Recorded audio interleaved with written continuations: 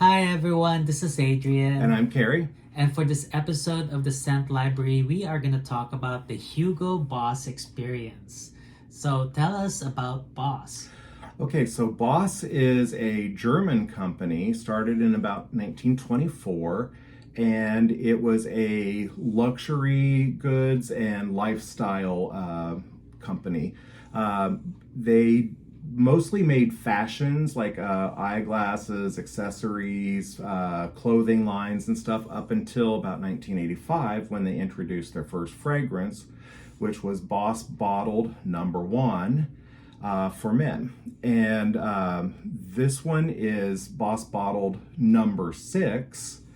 And I think that they have since done away with the naming conventions, but you'll sometimes see this one, which is just the Boss Bottled, sort of the original, that's referred to sometimes as #6.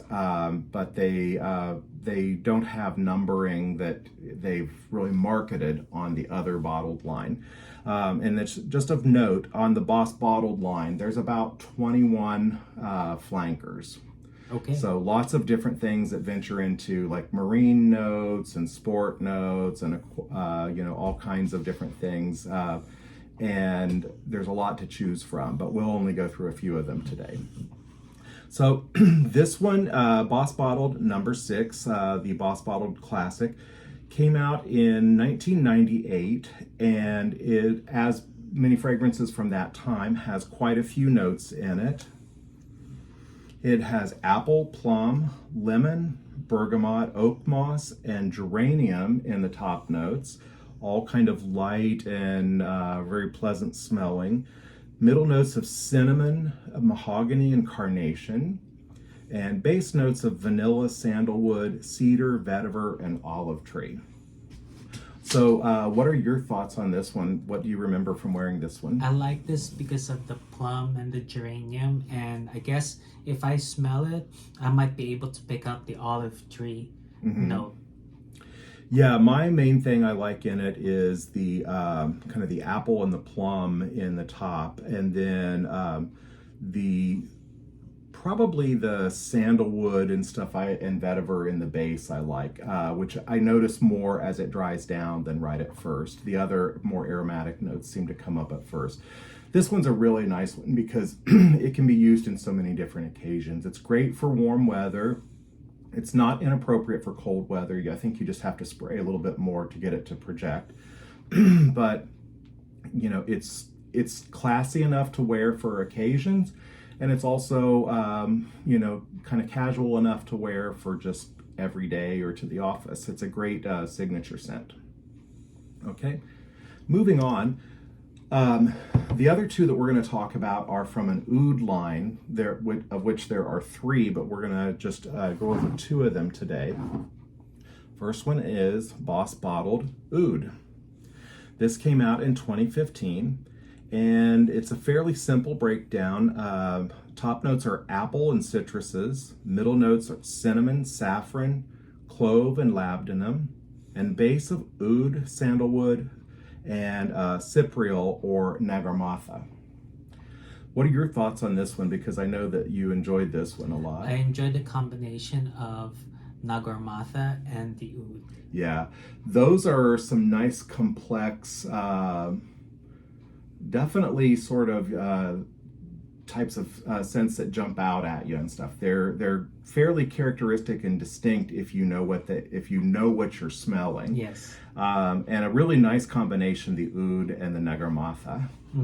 With the saffron. Yeah, the saffron gives it a nice kind of a smooth, spicy smell. Very, very nice scent there.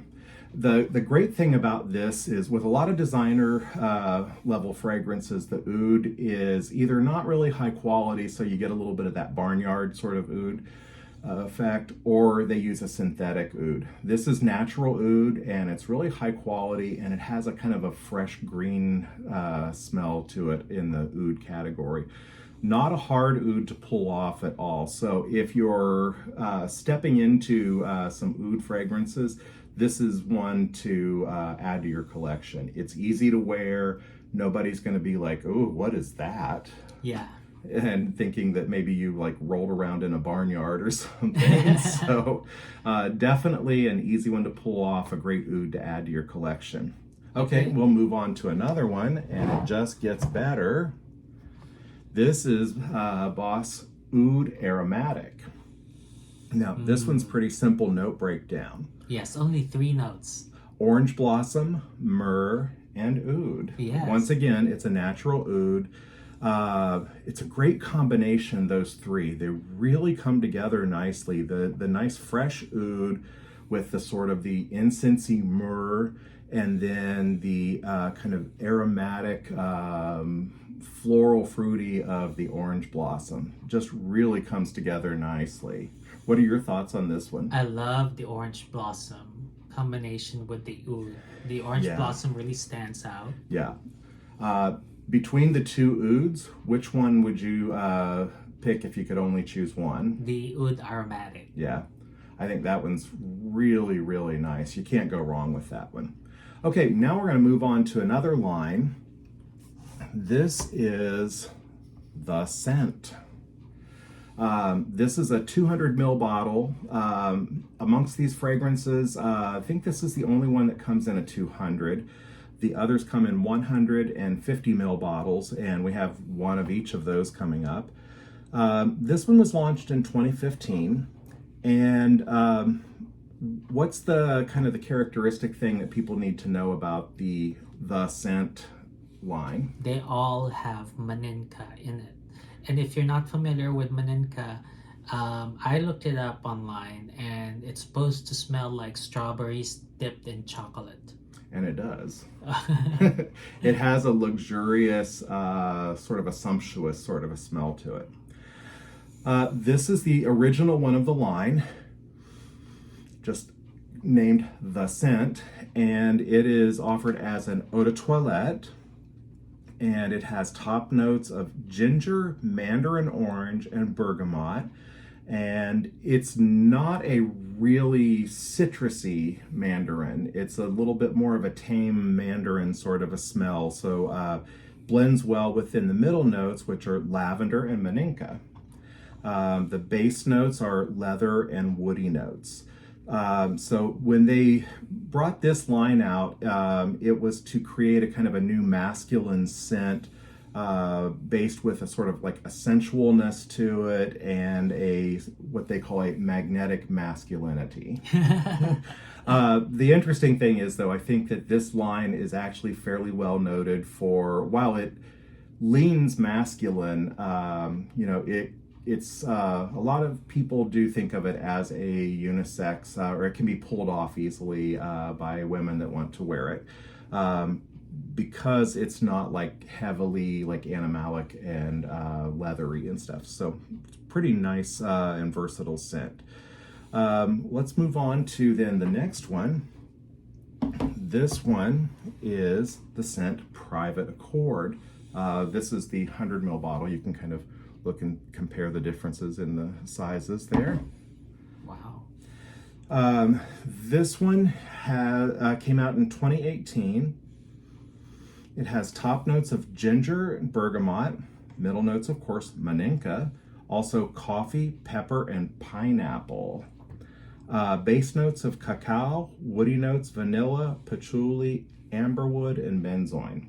Yeah. So I know that this one you really enjoyed. Yes. What did you like about it? I like the pineapple, cacao, and coffee combination. Yeah, great combination. It just brings a lot of good things together in a really great way. And wrapped around that central note of the maninka just gives it a nice fruity gourmand sort of a feel to it. And this one lasts, a lot of these last a long time. The ouds, I think, last pretty well. This one, I think, lasts really nicely, well into 6 to 8 hours of good performance and projection and stuff. And as a closer in skin scent, it lasts probably greater than 8 hours, I think. Okay, so for our last one today, this is the 50 ml bottle. This is the scent Absolute. Came out in 2019, And it's a really simple note breakdown. Only 3 notes. Yep. Top notes of ginger, middle note maninka, and base note a nice smoky vetiver.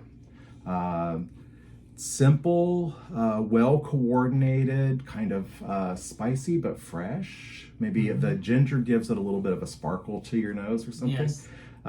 Just a really, really nice one. Definitely kind of on the classy end, Yes. but yet still easy enough that you can wear it in a more casual situation. And if you really want to smell what maninka smells like, I would recommend this one. Yeah, it's easier to sort out the maninka because the vetiver is distinct and the ginger, you can definitely tell what that is. So what's left is the maninka. Yes. Okay, so that's all that we have for today. Thank you for watching. Till next time. Bye-bye. Bye.